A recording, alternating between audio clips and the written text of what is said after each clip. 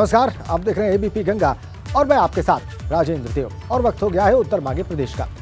24 और निकाय चुनाव की रेस, कौन दौड़ेगा सबसे तेज?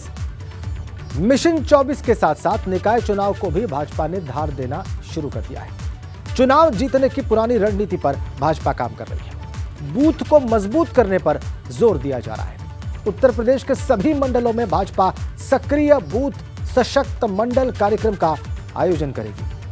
प्रदेश में बूथ मैनेजमेंट को लेकर बड़ा अभियान भी छेड़ा जाएगा। और वहीं मिशन 24 के लिए भी भाजपा ने एक देश एक डीएनए वाला प्लान तैयार कर लिया है। और यही कारण है कि आज 24 की रेस में कौन सबसे तेज होगा, इसी की हम बात करने वाले हैं। एक तरफ तो भाजपा का बाहुबली प्लान है, वहीं लाल सेना भी कोलकाता में जमीन तैयार करने जा रही है। समाजवादी पार्टी की राष्ट्रीय कार्यकारिणी की कोलकाता में 17 से 19 मार्च को एक बड़ी बैठक होगी और इसी बैठक से समाजवादी पार्टी के 24 की जंग की दिशा और दशा तय होगी। आज इसी पर चर्चा करेंगे। हमारे साथ खास मेहमान भी जुड़ेंगे, लेकिन उससे पहले हमारी ये खास रिपोर्ट।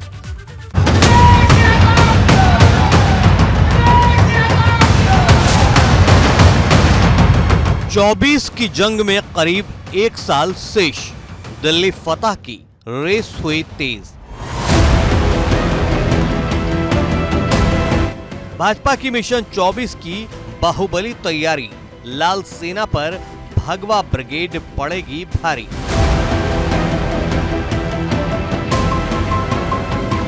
भाजपा का निकाय के लिए बूथ प्लान, कोलकाता से सपा की जमीन तैयार।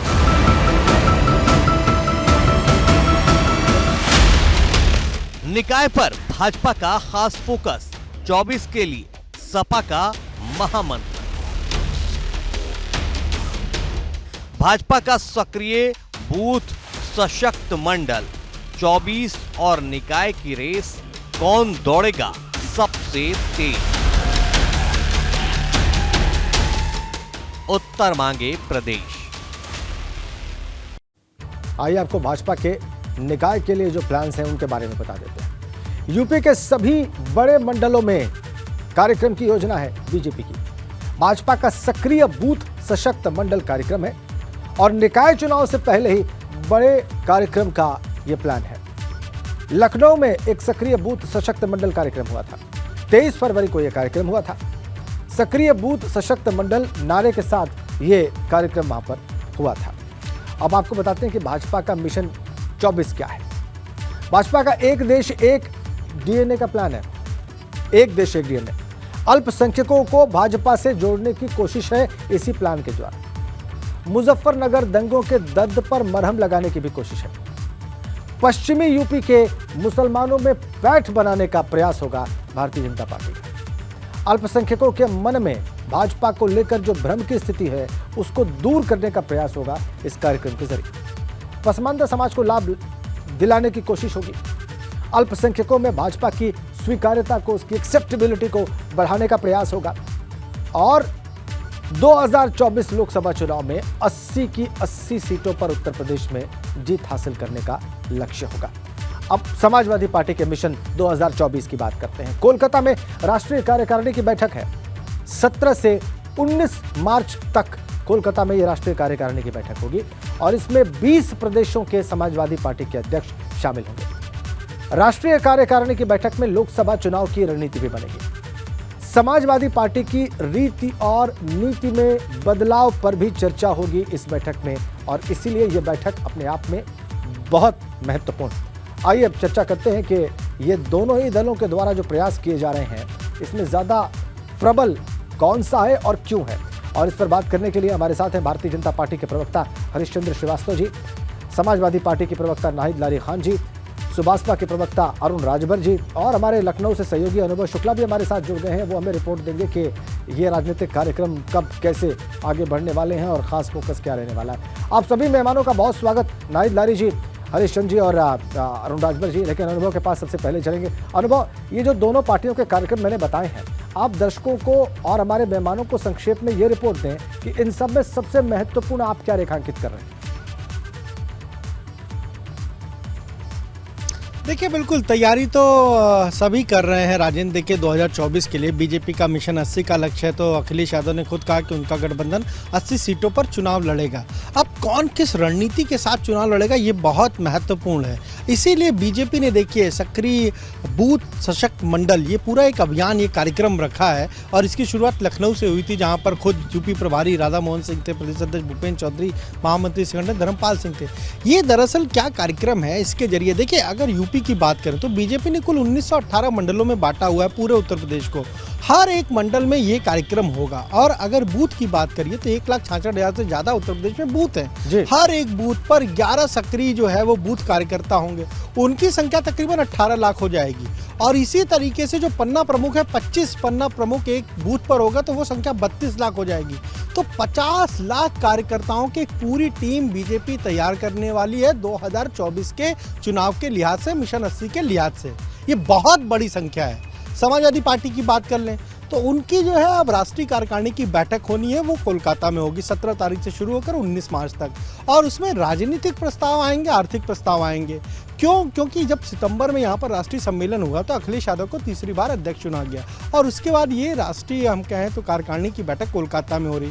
कोलकाता में होने के पीछे ये भी कहा जा रहा है कि भाई ममता बनर्जी को भी थर्ड फ्रंट की जो मुहिम है समाजवादी पार्टी की उसमें लाया जाए, इसलिए अखिलेश यादव वहाँ पर जा रहे हैं। और अब पार्टी स्थानीय निकाय के चुनाव में भी तैयारियों में जुटी हुई है और उसने भी ये कहा है कि 80 सीटों पर हमारे सभी बड़े लीडर्स जाएंगे, चुनाव प्रचार करेंगे। तो हर एक पार्टी अपनी रणनीति तैयार करिए 2024 के लिहाज से। बिल्कुल बिल्कुल बिल्कुल अनुभव। और अगर सभी पार्टियों के लिहाज से देखा जाए तो सभी ने अपना सर्वश्रेष्ठ प्लान तैयार किया है, लेकिन भाजपा के जो प्रवक्ता हैं हरीश चंद्र श्रीवास्तव जी, वो हमें बताएंगे कि ये सर्वश्रेष्ठ प्लान कैसे। श्रीवास्तव जी देखिए, एक बार फिर से स्वागत है आपका। मेरा सवाल ये है कि मंडल पर कार्यकर्ताओं से, कैडर से, बूथ एजेंट से बात करते रहना, तो ये तो आप करते ही रहे, इसमें कुछ नया नहीं है। भारतीय जनता पार्टी ये रेगुलर रूटीन लेवल पर करती रहती है, लेकिन इसमें नया क्या है? और मिशन 2024 के लिए, निकाय चुनाव के लिए आपने बिल्कुल अद्भुत क्या किया है?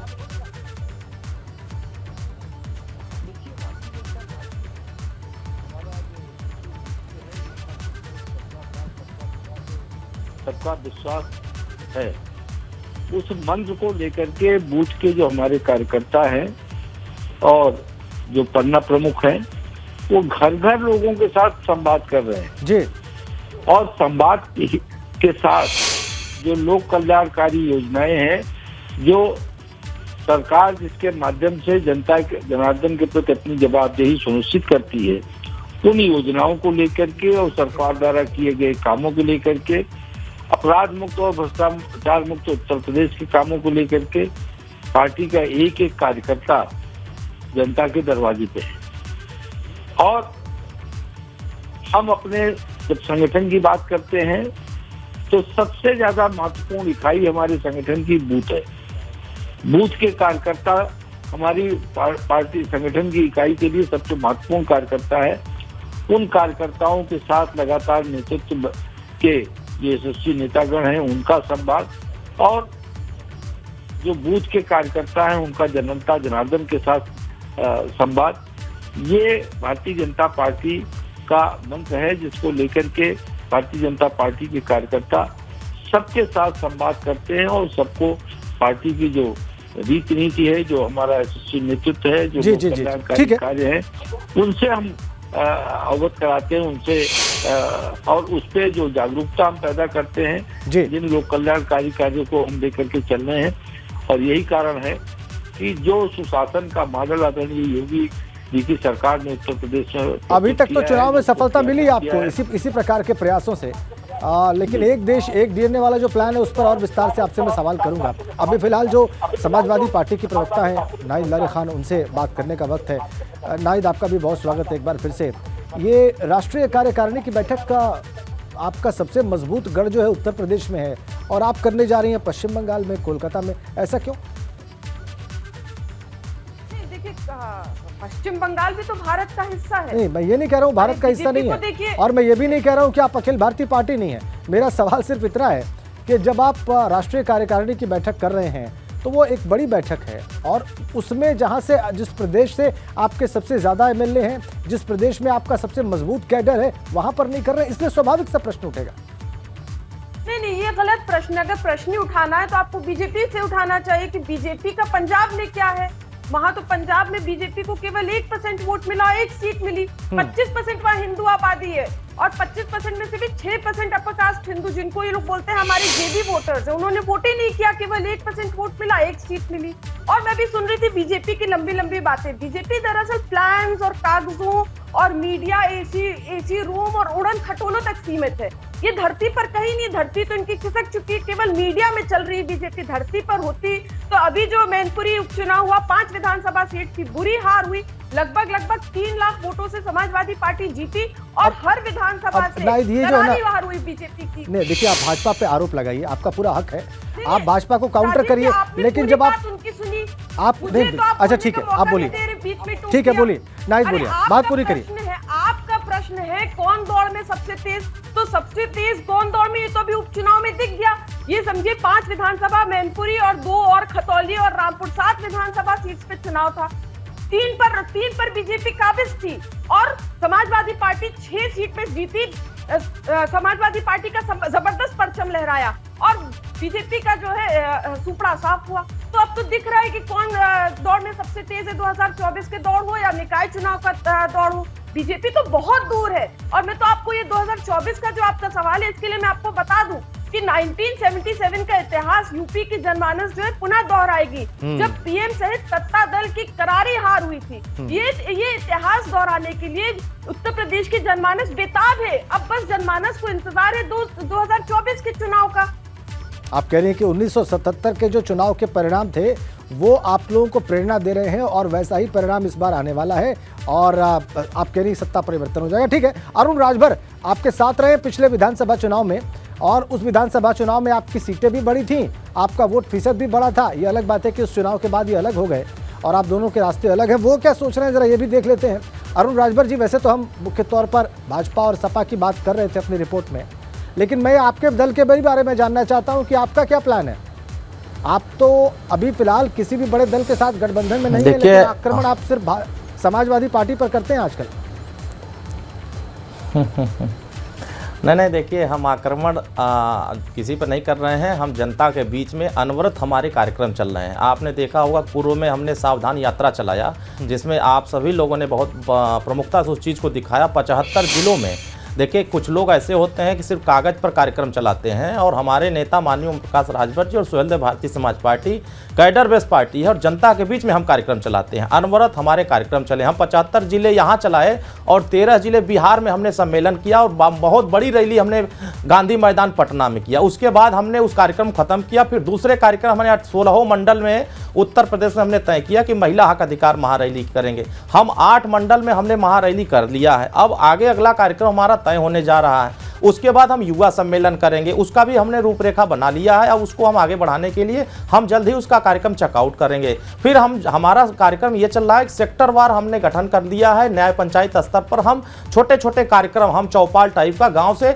गांव में चलो अभियान हम चला रहे हैं। उसमें हम न्याय पंचायत स्तर पर नगर के जितने छोटे छोटे मोहल्ले हैं, उन मोहल्लों में हम जाकर के अपने दल के नीतियों को, अपनी रीतियों को, अपने नेता के विचारधाराओं को हम बताने का प्रयास करेंगे। उसी आधार पर हम कार्यक्रम चला रहे हैं। कौन दल, सभी दल अपने अपने हिसाब से अपने अपने कार्यक्रम तय कर रहे हैं, तो लेकिन लोग अभी तय कर रहे हैं। सुहेलदेव भारतीय समाज पार्टी अपने कार्यक्रम जमीन पर उतार चुकी है। अरुण जी, नहीं, देखिए, नगर पंचायत चुनाव तो मैं अकेले दम पे लड़ूंगा।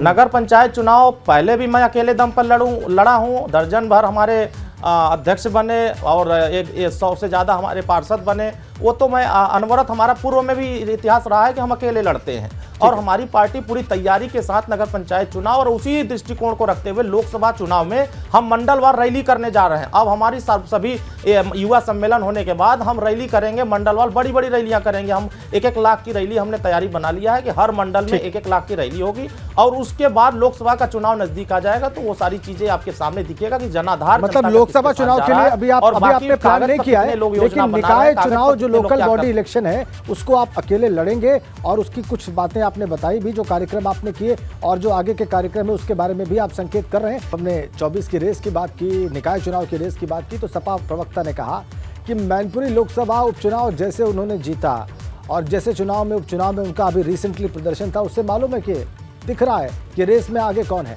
हरीश चंद्र श्रीवास्तव जी भारतीय जनता पार्टी के प्रवक्ता हैं। हरीश चंद्र जी, आपने ये ऑब्जेक्शन सुन लिया होगा जो नाहिद लारी खान ने अभी मेरे सवाल के जवाब में किया था, और उन्होंने कहा था कि आप भारतीय जनता पार्टी से क्यों नहीं पूछते हैं कि उनकी राष्ट्रीय कार्यकारिणी की बैठक कहाँ पर हो रही है, और उन्होंने पंजाब का उदाहरण भी दिया। बहरहाल मैं मैनपुरी लोकसभा उपचुनाव की बात करूंगा, उत्तर प्रदेश के रेफरेंस में बात करूंगा। उनके तर्क से आप अगर असहमत हैं तो कैसे हैं?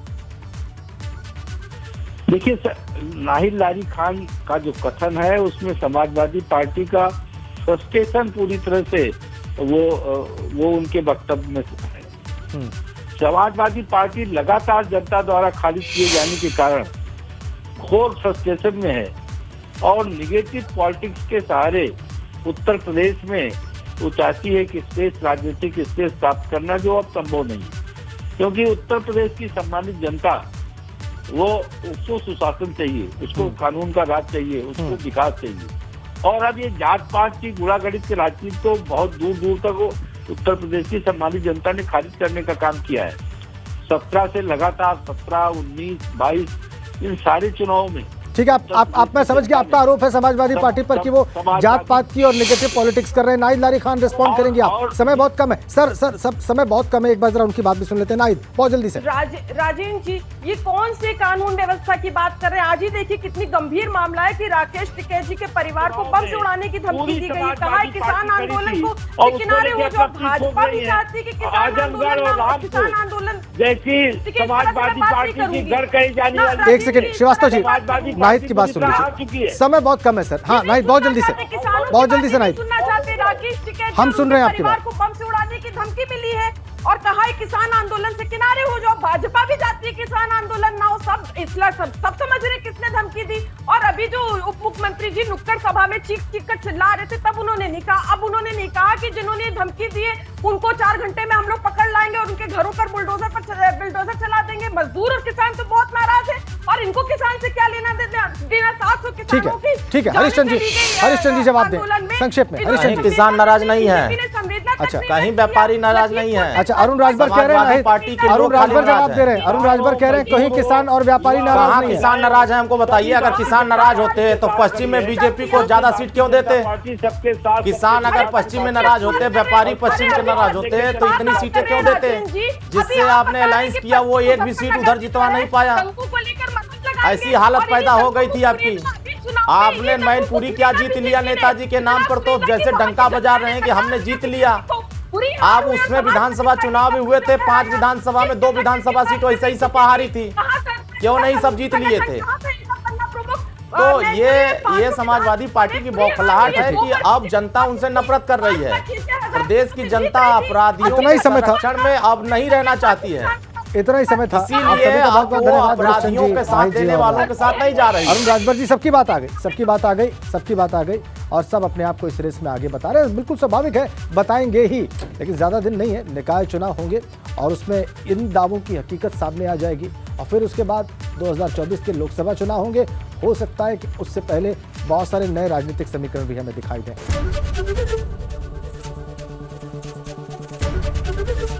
एबीपी गंगा, खबर आपकी, जुबान आपकी।